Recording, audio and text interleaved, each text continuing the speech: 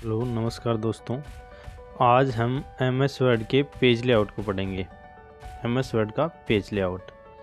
MS word के page layout tab के अंदर हम पढ़ेंगे पैराग्राफ और अरेंजिंग। पैराग्राफ और अरेंजिंग के अंदर हमें देखना है क्या क्या ऑप्शन हैं और वो किस तरह से कार्य करते हैं।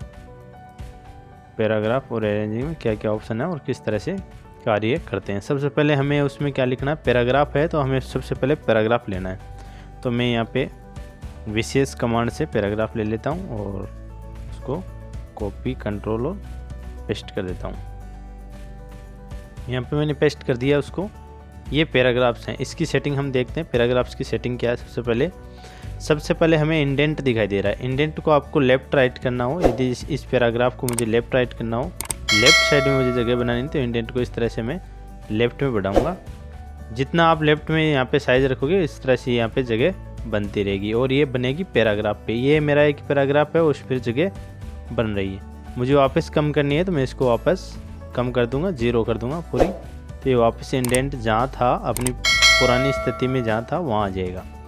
उसके बाद यदि राइट साइड से भी इस तरह से आपको करना है तो राइट साइड से भी आप इस तरह से इंडेंट को राइट साइड से भी बढ़ा सकते हैं। देखो इस तरह से राइट साइड से भी आपकी जो जगह है वो इस तरह से निकल जाएगी, इंडेंट इस तरफ आ जाएगा। ये एक पैराग्राफ के अकॉर्डिंग काम करता है, तो पैराग्राफ पे लग रहा है। मैं यहाँ वापस क्या कर देता हूँ, 0। जैसे मैंने 0 किया, वापस जो मेरा पैराग्राफ है वापस उसी स्थिति में आ जाएगा। फिर है स्पेसिंग। स्पेसिंग दो तरह की है, एक तो आफ्टर और एक है बिफोर।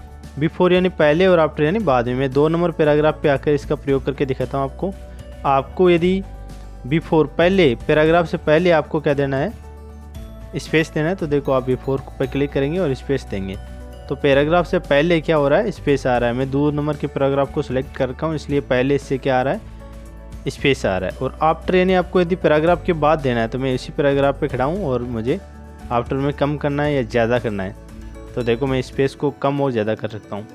स्पेसिंग ऑप्शन के अंदर हम 2 तरह के ऑप्शन मिलते हैं हमें, एक मिलता है बिफोर, दूसरा मिलता है आफ्टर।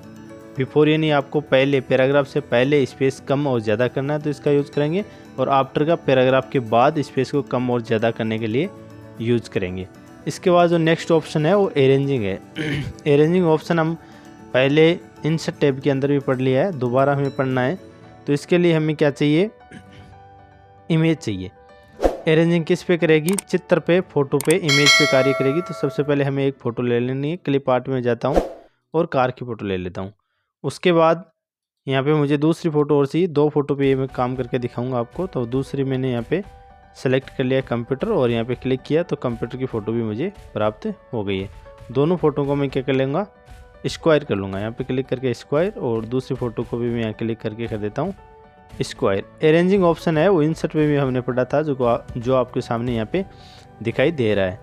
पेज लेआउट में आकर भी अरेंजिंग ऑप्शन पढ़ेंगे। अरेंजिंग में सबसे पहले दिख रहा है पोजीशन। तो पोजीशन आपको इस पिक्चर की पोजीशन कहाँ रखनी है। पेज में 9 तरह की पोजीशन है, आप 9 तरह से इस पिक्चर को पेज में सेट कर सकते हैं। सबसे पहली पोजीशन है आपको टॉप लेफ्ट, दूसरी पोजीशन जो दिख रही है वो है टॉप सेंटर, और तीसरी पोजीशन दिख रही है वो टॉप राइट।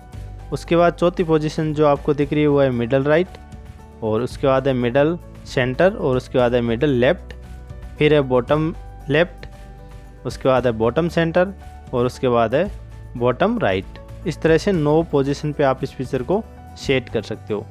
यदि आपको पिक्चर को वर्ड के साथ सेट करना हो, हम जो वर्ड लिखा हुआ है उसके साथ यदि आपको सेट करना हो तो आप इस ऑप्शन का यूज़ करके पिक्चर को वर्ड के साथ भी सेट कर सकते हो। जैसे आपको इन लाइन रखना है, किसी लाइन के अंदर पिक्चर को रखना है, तो अब मैं यहाँ पे एक पैराग्राफ लिखता हूँ और उसके बाद इस पिक्चर को हम रख के देखेंगे। तो आपको सबसे पहले पिक्चर को मैं यहाँ से हटा देता हूँ और यहाँ पे एक पैराग्राफ लेता हूँ। पैराग्राफ मैंने ले लिया। उसके बाद हमें पिक्चर लेनी है इंसर्ट पे जा कर के, और यहाँ से हमें एक पिक्चर ले लेनी है कंप्यूटर, और इसको हम कर देते हैं स्क्वायर। स्क्वायर करके आप इस पिक्चर को कहीं पे भी रख सकते हैं, और मैं यहाँ से हटा देता हूँ। तो इसको आप इन लाइन रखना चाहते हो तो ये लाइन के अंदर आ गई। देखो यहाँ से पहले पिक्चर है फिर लाइन स्टार्ट हुई है, तो ये होता है इन लाइन ऑप्शन। इसके बाद जो है स्क्वायर, यदि आप स्क्वायर करके रखते हो इस पिक्चर को तो कहीं पे भी आप इस पैराग्राफ में इस पिक्चर को लेके जाओगे एक स्क्वायर जनरेट हो जाएगा। यदि आप इस लाइन को ऊपर और नीचे रखना चाहते हो तो ऊपर और नीचे, टॉप और बॉटम में रख सकते हो। बिहाइंड यानी अक्षरों के पीछे पिक्चर को भेजना है। इन फॉन्ट यानी पिक्चर ऊपर लेके आनी है। तो इस तरह से आप इस पिक्चर का प्रयोग कर सकते हो। इसके बाद जो ऑप्शन है वो दूसरी पिक्चर में एक और ले लेता हूँ यहाँ से, क्लिप आर्ट के अंदर में मुझे यहाँ सर्च करना है पिक्चर। तो मैं पिक्चर सर्च कर लेता हूँ कार और इंसर्ट कर लेता हूँ कार की पिक्चर को, और कार की पिक्चर को मैं कर देता हूँ स्क्वायर। अब यहाँ पे क्या करना है आपको, यहाँ पे हमें करना है ब्रिंग फॉरवर्ड। ब्रिंग फॉरवर्ड जो ऑप्शन है वो क्या करता है, और सेंड बैकवर्ड।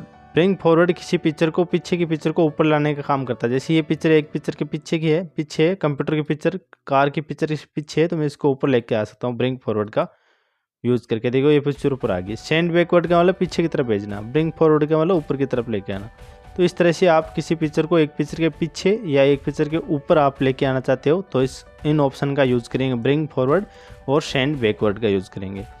इसके बाद जो नेक्स्ट ऑप्शन है वो आपके पास जो भी पिक्चर है उसको पैनल को सेलेक्ट पैनल नाम से है, और उसमें आप कोई भी पिक्चर को सिलेक्ट करना चाहते हो तो सिलेक्ट कर सकते हो।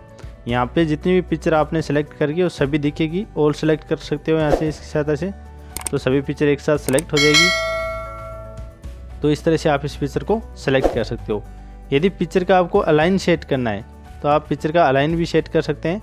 मैं इन दोनों पिक्चर को सेलेक्ट कर लेता हूँ, या आप एक को करेंगे तो इस पिक्चर के लेफ्ट में आ जाएगी। पिक्चर को यदि सेंटर में करना है तो यहाँ पे क्लिक करें, सेंटर में आ जाएगी।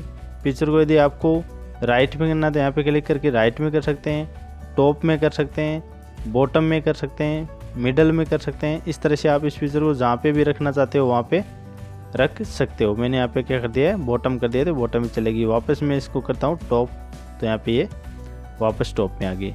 ये ऑप्शन यहाँ पे पोजीशन में भी था।